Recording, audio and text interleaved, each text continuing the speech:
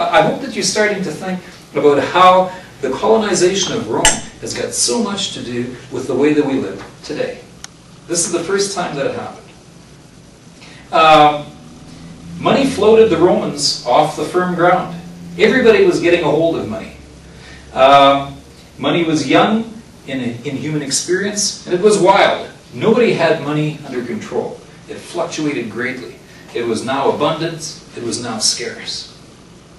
Very wild concept. Really paving the way to modern times. Now, arguing about this, it took a while.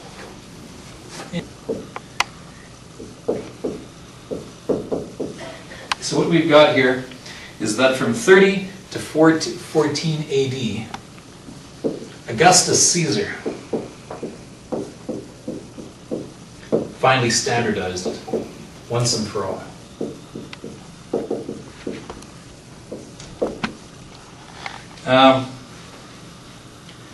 And incidentally, trivia, if people were ever wondering about the assassination of one of the Caesars under the guy Brutus and all that sort of stuff, he was assassinated in 44 BC. Now, I want to show you a couple other quick maps here. By the time that money was standardized and Augustus Caesar comes in, Rome, of course, was continuing to roll. Ooh, wrong map. And Rome, by this time, had taken over any pieces that it never really had before. And so Rome made it all the way up to there, and then it was stopped by the Alps in the middle. This area was huge. This expanded. This became part of it. Rome took big chunks out of here that became absolutely Roman. Big chunks out of here and way into there. Massive. I'm not even going to start drawing the Allies, because the Allies were people on the fringes of occupied territory, right? So just massive, ridiculous. Now,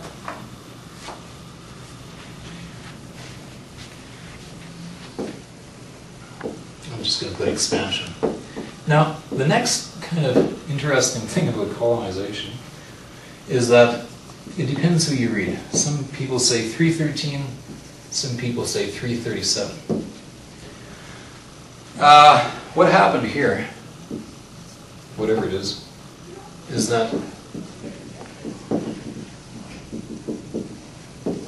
Christianity becomes the official faith.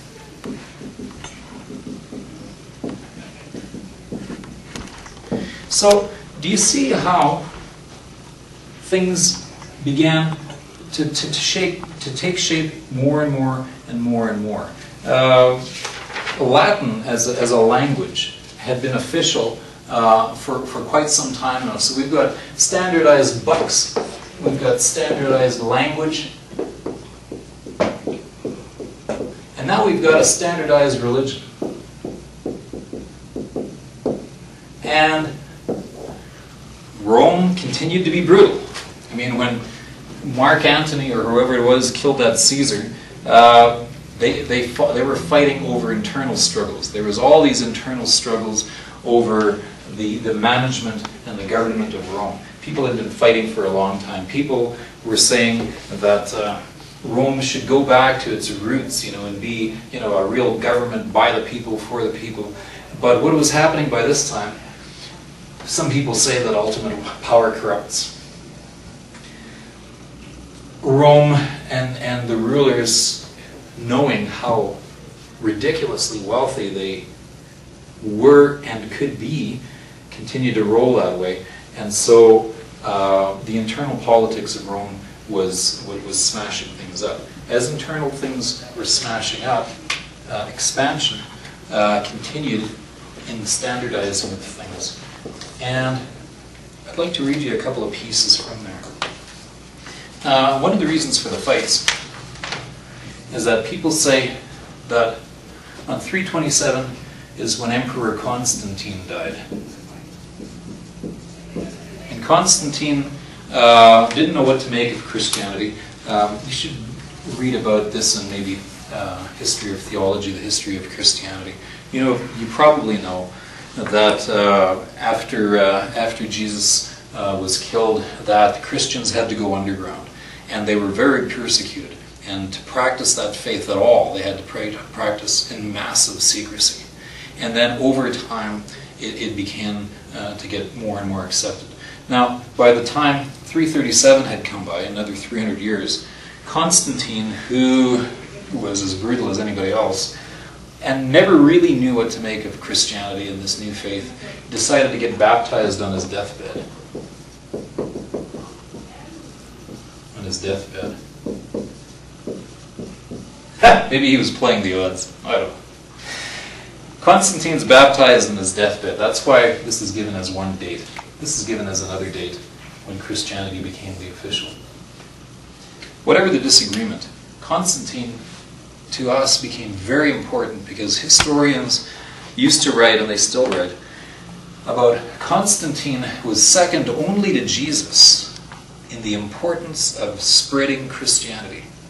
Let's say that again, because that's a wicked statement. Constantine was second only to Jesus in the spread of Christianity.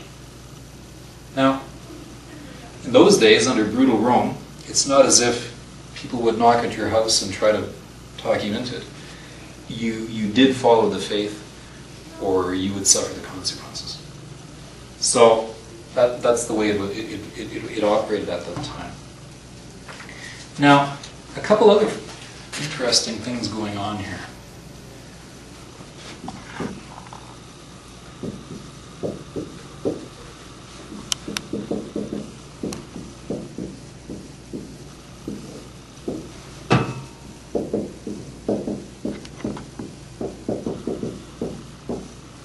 There was a very famous book written called The City of God. It was a book written by a fellow who later became a saint, St. Augustine. And St. Augustine was important because by the time St. Augustine came around, after this, and Christianity had been, gaining strength. In fact, let's illustrate that. Christianity had slowly been gaining. Had slowly been gaining for a while, and really started to pick up here. So by the time that this rolled around, St. Augustine, a high representative of the church, became intrinsically involved with the government of the people. And this is where they talk about this huge bedfellows of the church and the state. The next time you pick up the Sun and you see Alicia Corbella talking about the church and the state, now you'll know where that came from. That's where it started. It had been going on for some time in the Roman Empire, but it had always happened. If you think about it, just to go off on a tangent just for a second, something that I don't do.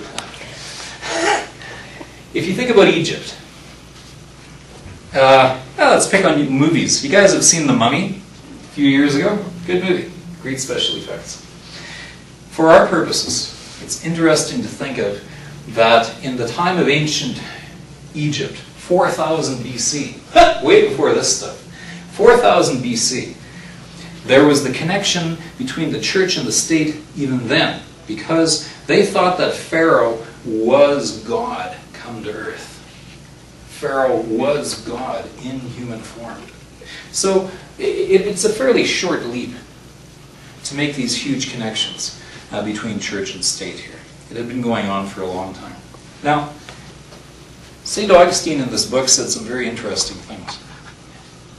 Number one, Rome was the theological and organized kingdom of heaven on earth.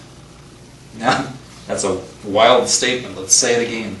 Rome was, no doubt about it, according to him, the theological and organized kingdom of heaven on earth. They saw Rome, and Rome was beautiful. Rome was beautiful. Again, go and look at pictures and accounts of early Rome. I mean, the beauty and the grandeur of Rome was ridiculous, the richness. They saw that Rome was so wonderful that it was heaven on earth. He also said a couple of other interesting things.